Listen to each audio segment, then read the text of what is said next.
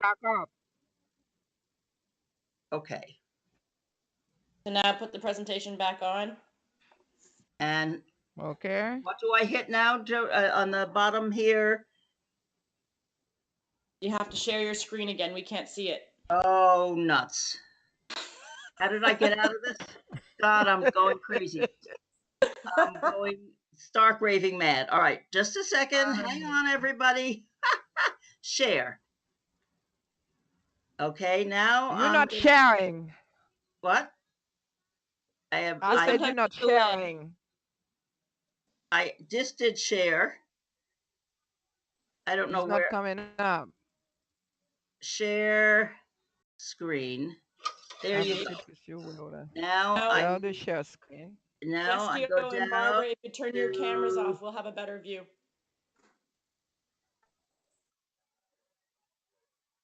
okay. Okay, you're gonna start now. Thank God it's not long. Bienvenue, Hilda Alcindor. Okay, let's go now. Come on, we have no time. Next. Ok. Et maintenant, tout le monde peut m'entendre? Si tout le monde peut m'entendre, j'aimerais entendre Jody, Claudia. Allô, Jody. Allô, Bonjour.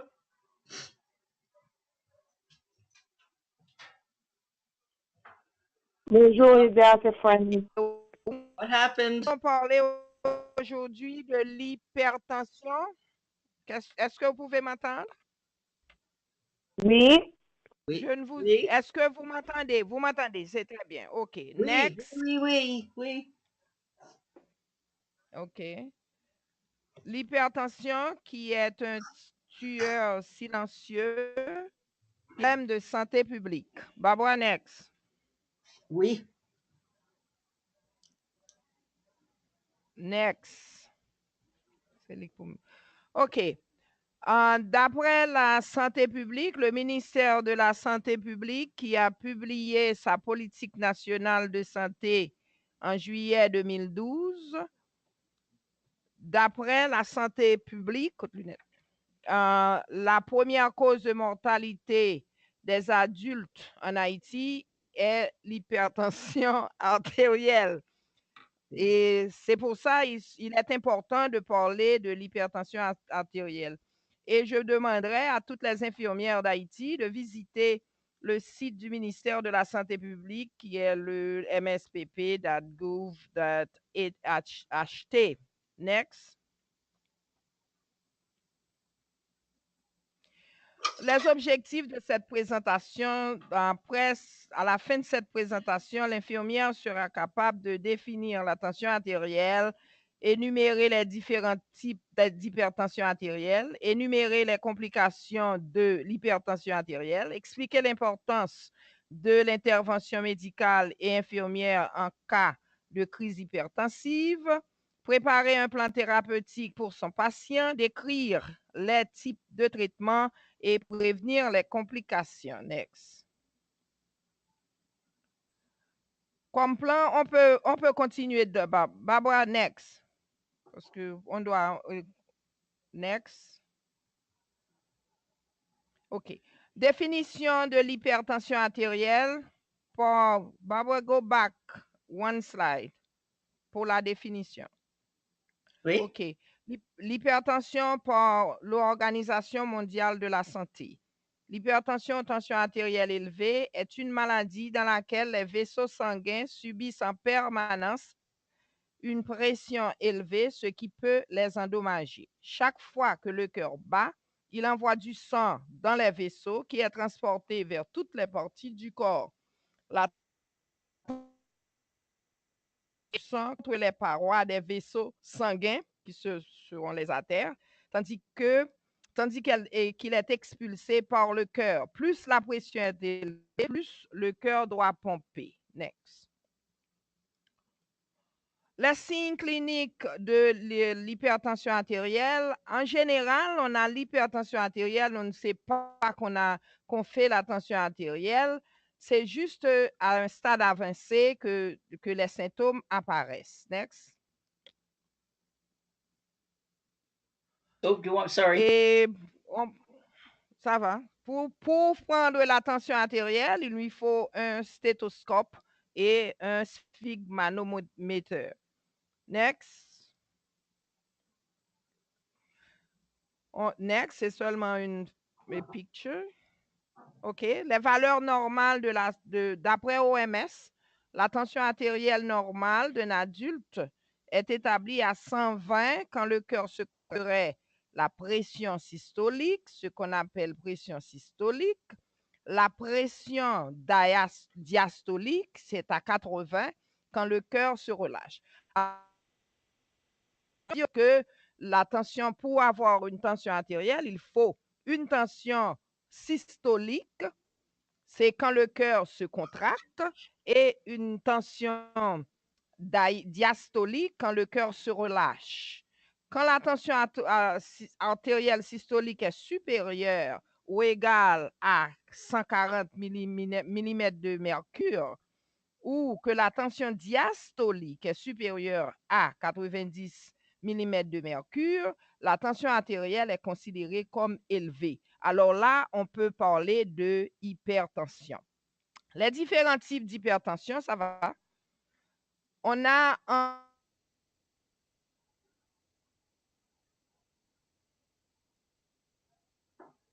la plus courante. Hilda?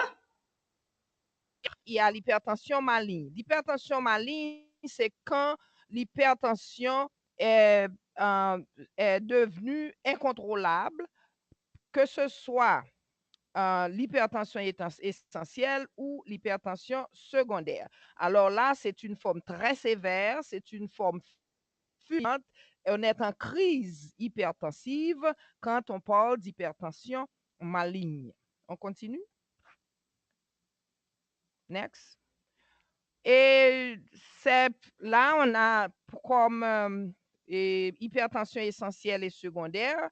Et go next, Barbara, parce que ça, c'est en anglais. Next. OK. Cause de l'hypertension. Go back. Go back. You're going forward. You got to go back. I'm going back. Here. No. Okay. Now, next. Next. Okay, good. C'est right there, là. L'hypertension, l'étiologie de l'hypertension essentielle est inconnue et aucun scientiste jusqu'à présent peut trouver les causes de l'hypertension dite essentielle. Et les facteurs de risque et les causes de cette hypertension seraient un apport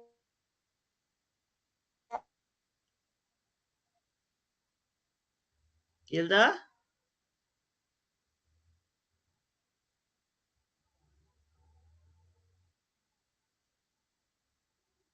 Hello? Hello? rénal, les effets Hello? médicaments, l'infirmière doit savoir les effets secondaires et indésirables. Moi-même, je dis à toutes les infirmières et tous les infirmiers d'avoir toujours en leur possession un guide de médicaments parce que les médicaments peuvent causer beaucoup de dommages. On a la grossesse, la sténose de l'aorte, le diabète certainement, les maladies vasculaires cérébrales, les maladies vasculaires périphériques et la prise de pilules contraceptives. Next.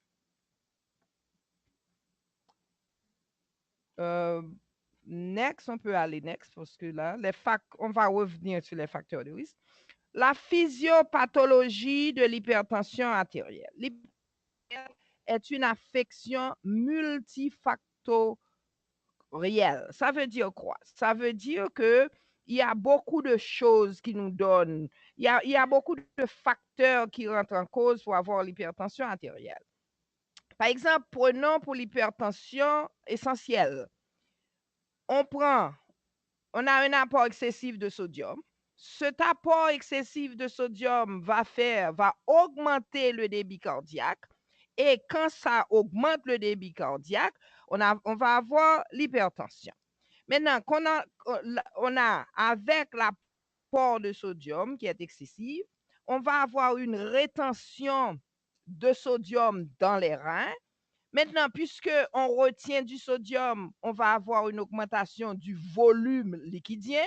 Puisque quand on a trop de liquide qui circule dans son corps, le cœur doit travailler. Là, on va avoir une augmentation de la précharge du cœur. On continue. Next. Pour le stress, c'est un facteur de risque pour l'hypertension artérielle. Le stress, quand on est stressé, on a une hyperactivité du système nerveux sympathique.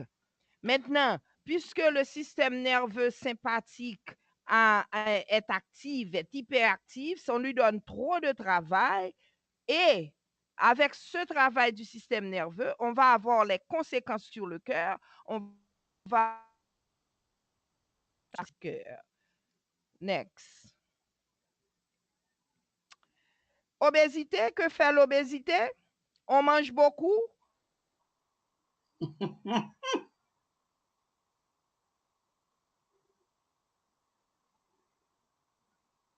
On a une constriction fonctionnelle. Qu'est-ce que ça veut dire? C'est les artères qui reçoivent des graisses. Et puisqu'on a les artères qui reçoivent les graisses, on va avoir une hypertrophie structurelle. Et cette hypertrophie nous crée carrément l'hypertension artérielle. Next. Les manifestations cliniques, qu'est-ce qu'on a si on a la tension artérielle? Quand quelqu'un vous dit les céphalées occipitales au réveil. Ça veut dire, on se réveille le matin et chaque matin, on lève au mal tête. On a ou mal tête et les céphalées occipitales, les vertiges, confusion, troubles visuels. On a la sensation de mouche volante devant les yeux. Ou on bonne petit bête qui marché devant les yeux.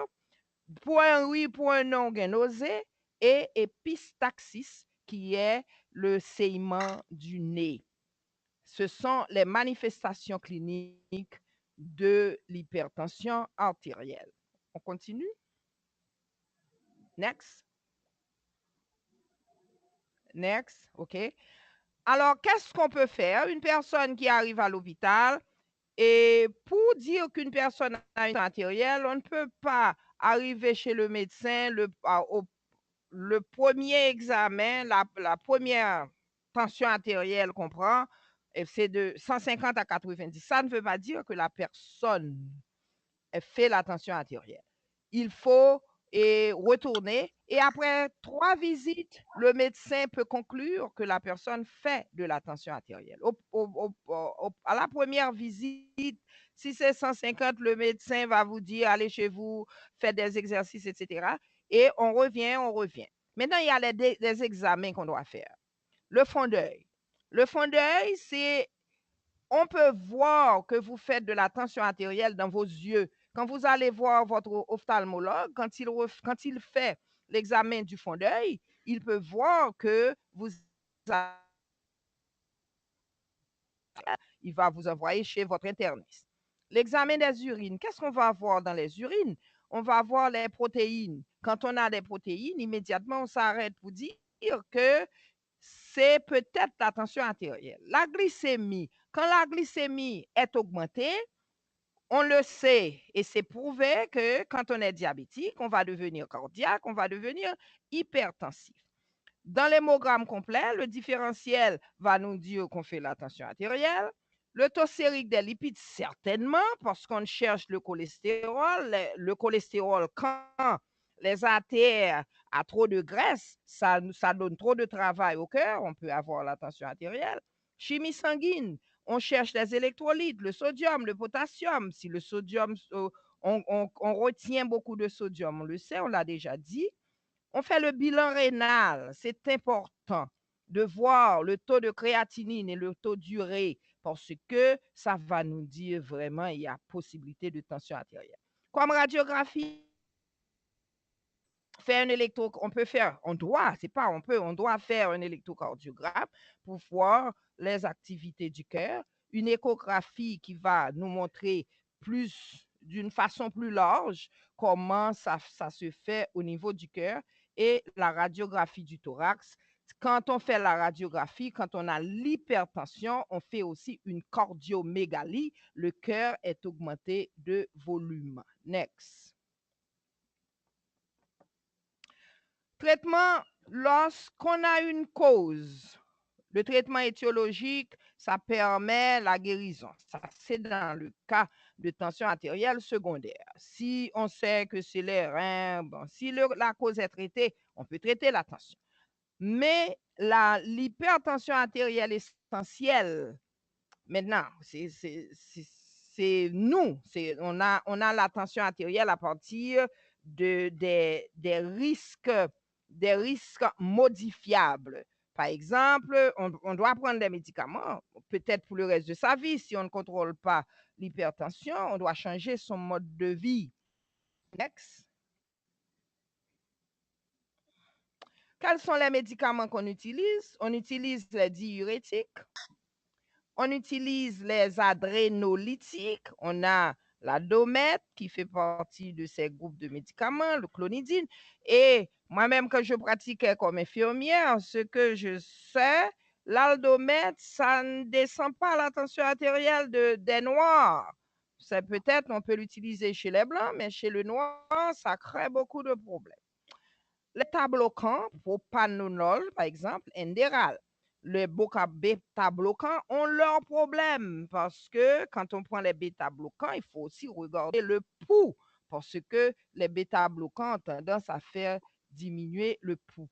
Il y a les alpha-bloquants, il y a l'association des alpha et des bêta dans la bétalol. Je sais qu'on utilise ces médicaments en Haïti.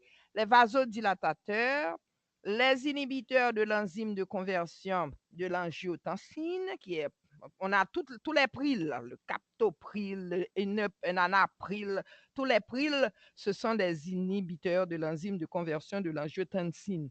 Les antagonistes des récepteurs de l'angiotensine, comme le valsartan, bloquant des canaux calciques, nifedipine. Et je sais qu'en Haïti, en fait, un abus de nifedipine. Et nifedipine, ce n'est pas une drogue qu'on joue avec parce que ça peut être très dangereux. Et surtout, aux États-Unis, on n'utilise plus, même quand je travaillais au service d'urgence. Et au début, on savait donner la nifedipine sublinguale. Ça va vite. Mais on a dit qu'il ne faut plus donner le sublingual parce que ça fait descendre la tension artérielle trop vite et ça remonte immédiatement. Et on doit prendre des précautions avec la nifedipine. Next.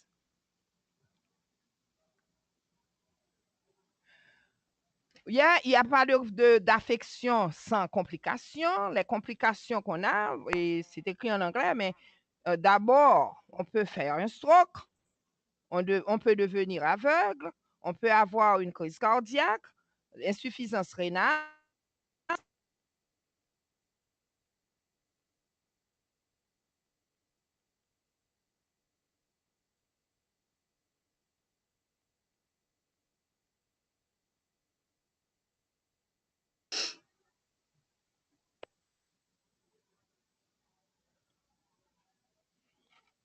Back at next. Oups.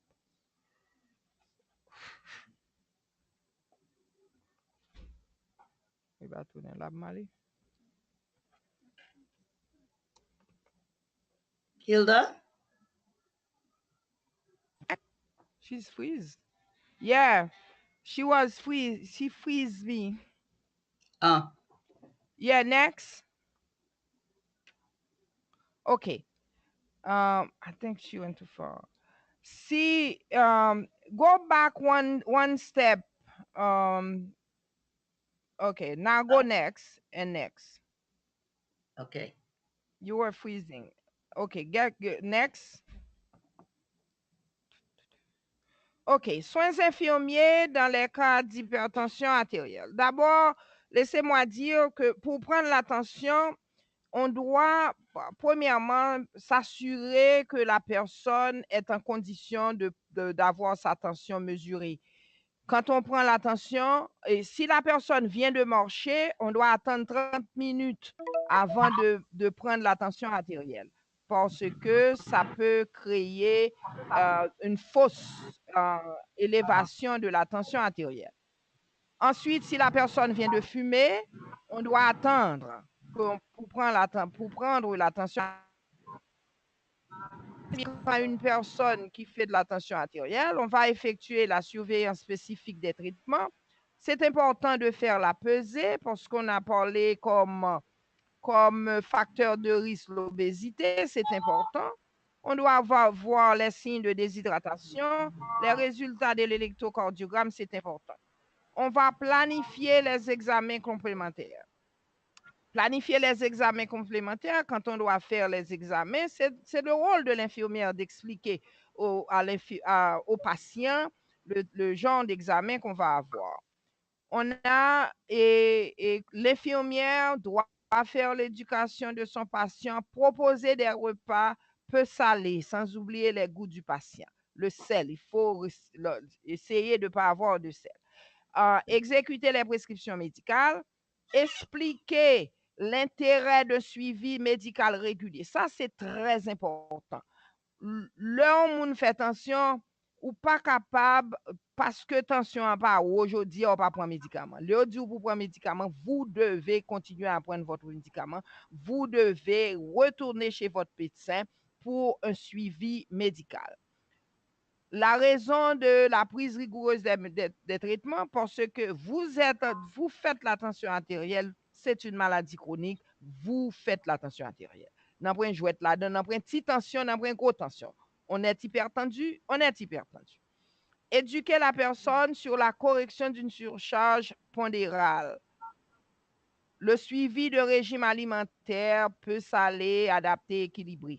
Sur la pratique d'une activité physique. On n'a pas besoin de grand-chose. 30 minutes par jour. 20 à 30 minutes par jour, ça va faire l'affaire. Sur la connaissance des troubles liés au traitement médicamenteux. C'est à nous d'expliquer aux patients ce qui peut arriver. Next. L'éducation, on va faire l'éducation du patient sur l'alimentation saine. Une alimentation saine, qu'est-ce que ça veut dire? On doit manger les 4 groupes d'aliments. Les 4 groupes d'aliments, c'est viande, c'est grains, c'est produits laitiers et puis c'est fruits. Et pour l'hypertendu doit consommer beaucoup de fruits parce que ça va aider. Activité physique, c'est pas négociable. Vous devez faire de l'activité physique. Réduction de consommation d'alcool. Si vous buvez, buvez moins. Perte de poids. Perte de poids, c'est l'élément le plus important. Parce que si pas gagné l'autre qui pouvait, c'est prouvé. Vous êtes obèse. Vous êtes obèse aujourd'hui, vous allez faire de l'hypertension artérielle. Vous devez perdre du poids. C'est important. C'est impératif. L'apport sodique, comme nous les Haïtiens, nous aimons beaucoup de sel. Le sel, c'est notre ennemi parce que quand on prend beaucoup de sel, on retient de l'eau. Quand on retient de l'eau, les reins donnent beaucoup plus de travail au cœur. Et là, vous allez avoir l'hypertension artérielle. Environnement sans fumée, ça c'est une blague pour Haïti. On brûle tout. La fumée est partout. Et c'est pourquoi on peut comprendre comment le MSPP peut dire que l'hypertension, ça tue plus que toute autre maladie dans ce pays. Encore une fois, je reviens à la charge. Ce n'est pas parce que Meg que je le dis, je le redis. Correction d'une surcharge pondérale. L'infirmière doit faire l'éducation de ses patients pour perdre du poids. Et on doit faire l'éducation du patient sur les effets secondaires et indésirables des médicaments. Next. Aviser la personne des conditions à mettre en mesure de la tension artérielle. Maintenant, on peut prendre sa tension artérielle. Il y a des machines. Là, je pense qu'une personne qui est hypertendue devrait avoir une machine pour prendre sa propre tension artérielle. Si elle n'a pas en Haïti, la personne peut aller au centre de santé le plus proche pour faire prendre sa tension artérielle. Planifier les examens paracliniques. Encore, faire l'éducation du patient, de la personne, de la population sur les règles hygiéno-diététiques à obéir, le suivi médical et la surveillance du traitement. Next.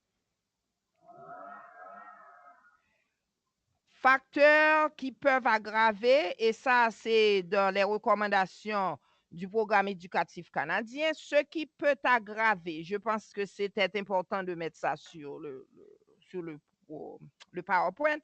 Sel, prise excessive d'alcool, certaines drogues telles la cocaïne, les contraceptifs oraux, les corticostéroïdes, les stéroïdes anabolisants, l'érythropoïétine, éphédrine et l'apnée du sommeil. Vous connaissez l'apnée du sommeil, c'est quoi? C'est les gens qui ronflent en pile, la personne dort et puis prend 1 minute de répit pendant qu'elle respire. Et là, ça donne du travail au cœur, ça donne vraiment la tension artérielle. On continue, next.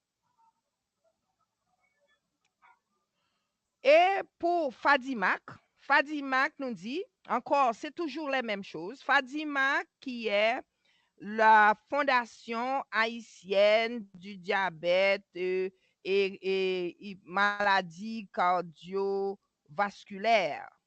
Et c'est par Dr. Nancy Charlotte.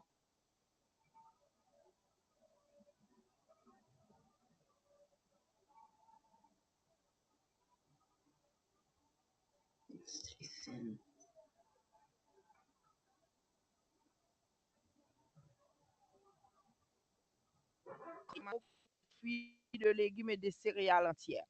Qu'on y a là, au lieu de manger du riz, manger blé, manger pitimi. Parce que le riz, ça monte taux de sucre, ça va augmenter la possibilité de devenir hypertendu. Rechercher les maladies riches en magnésium et en potassium. Limiter la quantité de viande. Éviter les matières grasses saturées. Ça veut dire belle sociaux. Ces problèmes-là. Veuillez avoir un taux de cholestérol normal. Restez mince. Fadima a dit d'éviter le café, les épices fortes et l'alcool.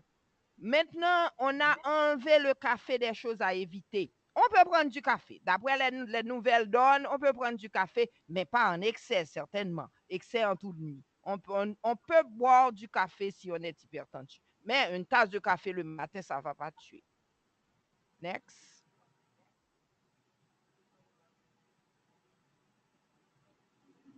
Merci. Et merci beaucoup. Et si vous avez des questions, je suis prête pour vos questions.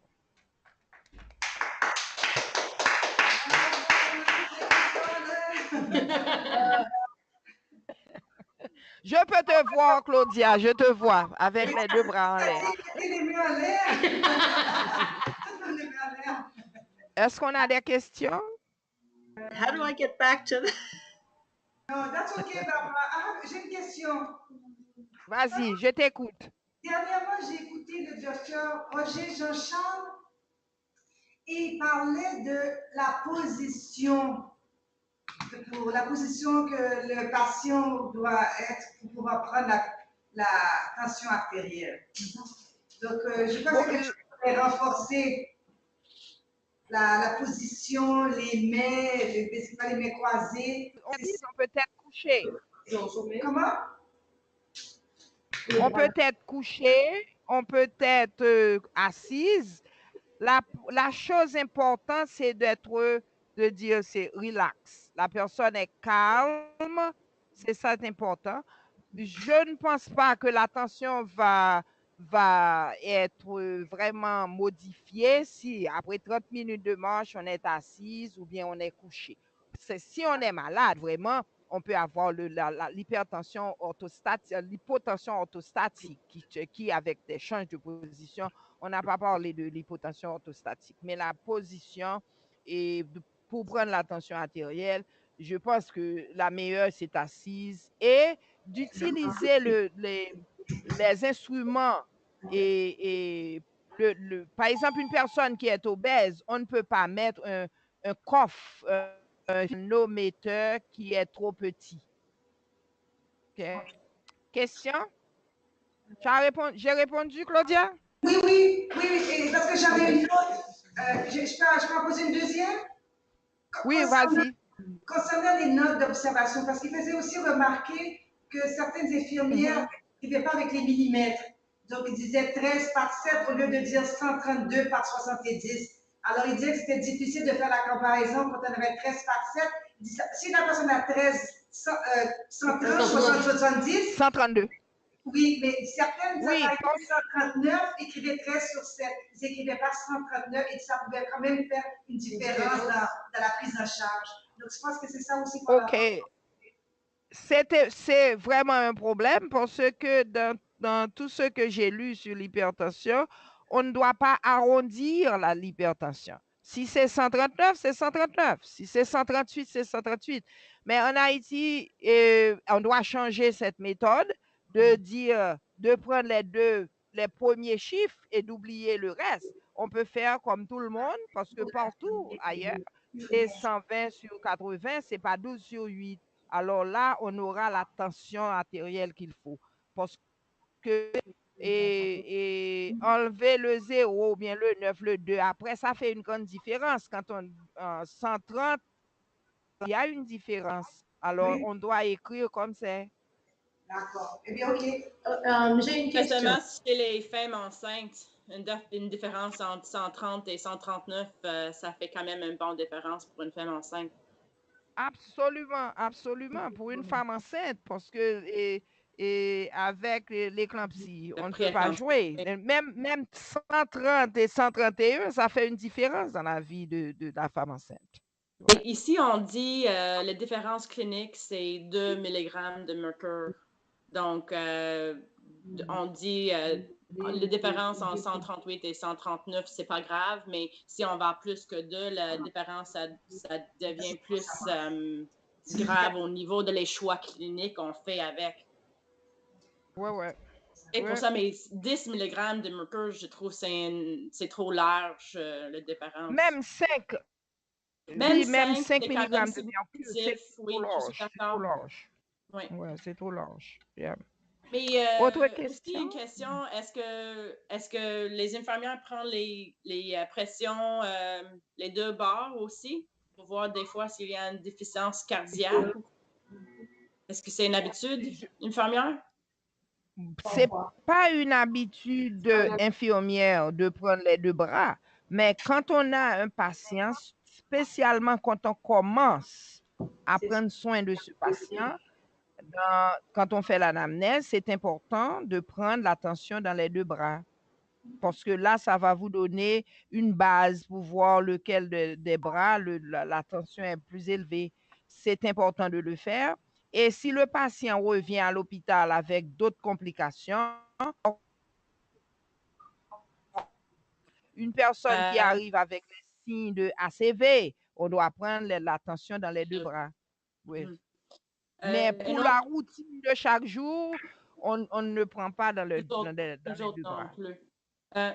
J'avais une autre question au niveau de échocardiogramme. Avez-vous accès dans tous vos sites ou est-ce que c'est difficile d'avoir l'accès?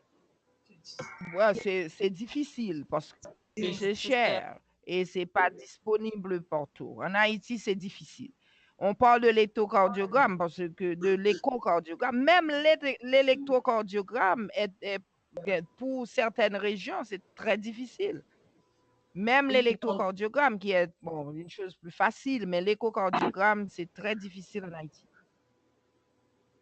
C'est pas seulement faire l'échocardiogramme, c'est une chose, mais interpréter l'échographie, ça, c'est le problème.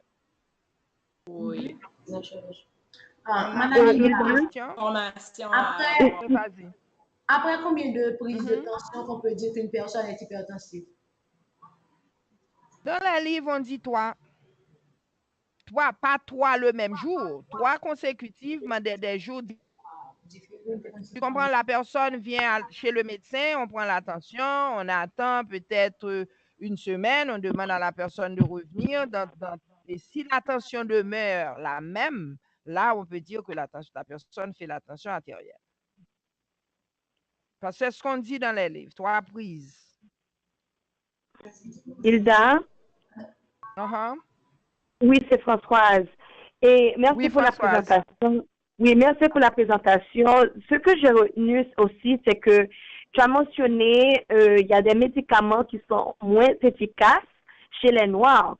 Et le commentaire que j'ai, c'est que c'est vraiment, par exemple, les organisations qui viennent en Haïti dans les hôpitaux différents, et ils n'ont pas vraiment ce fait en main. Alors, ce qui se passe, c'est qu'ils prescrivent des médicaments qui ne sont pas vraiment efficaces. Alors, la question que j'ai, c'est que si on aurait, par exemple, une liste de médicaments qui puissent vraiment être avec l'environnement du milieu haïtien, ce serait mieux pour ces étrangers qui viennent dans le pays et qui donnent, au lieu de prescrire des médicaments qui ne sont pas efficaces, de pouvoir ajuster, de pouvoir suivre une liste de recommandations de médicaments pour l'hypertension qui s'adresse à l'environnement du pays. J'ai une question au même sujet. J'ai remarqué la même chose. C'était Aldomet, je crois que vous avez dit, hein, Hilda, qui est moins efficace chez le noir. Aldomet. Mais est-ce qu'il y a les études? C'est quelque chose que je ne connaissais pas avant d'aujourd'hui. Est-ce qu'il y a les études de pharmaceuticaux qui font la preuve que c'est moins efficace? Parce que ça va être bon avec une liste de les médicaments qui sont moins efficaces de mettre une référence que les résidents peuvent voir ça parce qu'ils veulent avoir une référence de recherche avec ça, je crois. Oui, oui. Moi-même, ce que je pense que la santé publique devrait avoir un formulaire pour donner à tous les gens qui viennent en Haïti pour faire le clinique mobile. Ensuite, pour les Noirs, ce qu'on dit, et les diurétiques marchent marchent mieux chez les Noirs. Alors, si on utilise les diurétiques, parce qu'on a besoin d'utiliser des diurétiques aussi, et de ne pas emmener chez nous des médicaments qui vont nous faire beaucoup plus de mal que de bien. Et l'autre chose, pour ces gens qui viennent, ce n'est pas seulement ça le problème, c'est que chaque groupe vient avec ses médicaments et ces médicaments font des dommages extraordinaires aux reins. C'est pourquoi maintenant, de plus en plus, en Haïti, l'insuffisance rénale est de mise parce que c'est exactement ça. Et avoir une liste de référence, ce serait bien de venir de la MSPP. J'ai une question. En les États-Unis, le nombre pour let me just ask in English, and because I'm not going to get it. Go ahead. Okay, go ahead. That's better. In the United States, we are now told that 140 systolic and 90 diastolic are too high. The numbers have now been lowered. In fact, my doctor says they should be 120 over 70. Is that realistic? It seems to me that that's putting a whole lot of people in a category that's going to require medication, which does not seem like good medicine, good health care to me. Maybe you can. Well, Barbara, I would say that OMS say the normal for a man is the 140 over 80. Now, when you get to 90, between 80 and 90, this is a big difference. Okay, you can answer in French. Hilda, you can answer in French. I'm sorry. Okay. OK. Entre 90 et 80, ça fait une grande différence. Et l'OMS nous dit c'est 140 sur 80 qui est la norme. Maintenant, si on a 90 au lieu de 80, ça fait une grande différence. Et je pense pourquoi on a augmenté ou bien on a diminué la normale, c'est parce que il y a trop de gens qui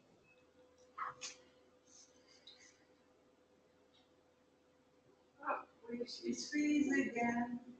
She's freezing C'est again. presque 10 heures. Moi, je dois partir. Pardon, tout le monde. J'aimerais bien et continuer quand on l'émission. va mis sur le PowerPoint qui dit Bonjour que Béatrice, il y a bonjour Fabiola, c'est bien de vous voir.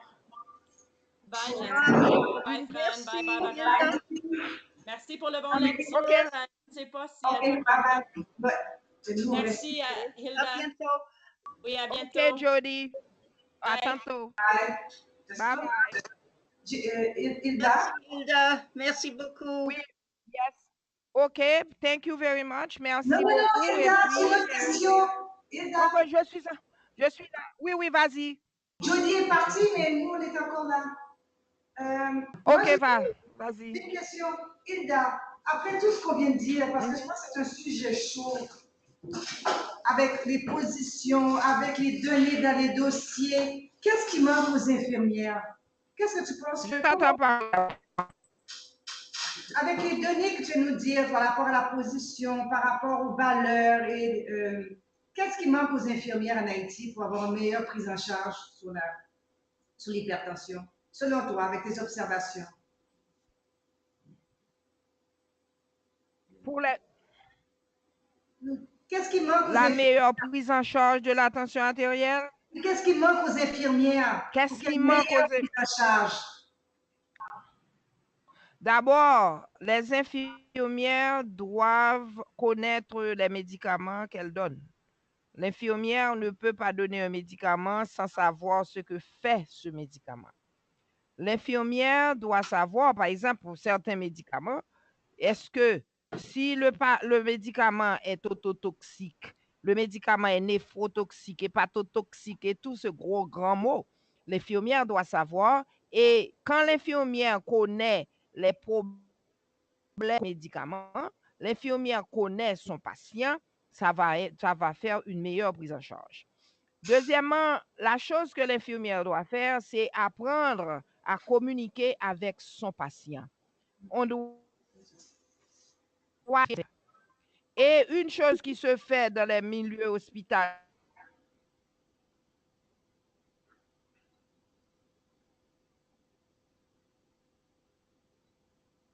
Hilda? Hilda? Hilda? Connaître les médicaments, communiquer avec son patient, et puis moi, vous dire une chose. Hilda? She's coming soon, Hilda.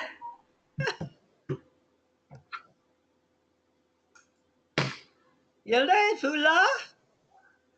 I think I'll try to call her. Just goes out sometimes. Let me see.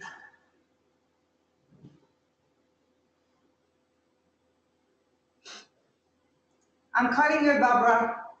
And maybe that's it after that, because even her phone doesn't ring.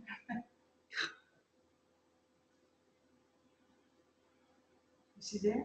On la voix? She was going out, in and out a little bit before, Hello? but I don't know. We need to maybe work with Shirley to see if we get FSIL well, more constantly connected. are we Hilda? leaving? OK, but Yes. tu as juste dit connaître les médicaments, communiquer avec ton patient, et qu'est-ce que le troisième? Hilda, but Il faut... Oui, oui. I'm here, Barbara. okay. Claudia? Yeah. Connaître les médicaments, communiquer avec son patient, et c'était quoi le troisième parce qu'on t'a raté? Yeah, le troisième, ce que je voulais dire, c'est les mythes haïtiens, les feuilles, les médicaments traditionnels d'Haïti. L'infirmière doit vraiment communiquer avec son patient pour lui dire, si vous prenez des feuilles, vous ne pouvez pas aussi prendre des médicaments trop vite. Et aussi, Je pense qu'on doit faire peur aux patients en leur expliquant les complications de l'hypertension qui est une des complications, c'est le stroke et l'insuffisance rénale. Quand on parle au patient, on lui dit ce qui va arriver, je pense que le patient va prendre soin de lui d'une meilleure façon. OK, parfait. Merci. Mhm. Thanks, Barbara. OK, merci. Merci, OK, Claudia. bonne journée à tout le monde. Merci. Claudia, Claudia, le semaine prochaine. I'll confirm with you. We'll have another session. I'll confirm with you the next one. OK. OK, Bye. bye. Merci. Bye bye. Hello. Au revoir, Bye tout le monde. Bye bye. OK. Bye. Vous n'avez pas de questions? No, ça va. Hello, bye. Bye, bye. Merci, Ida.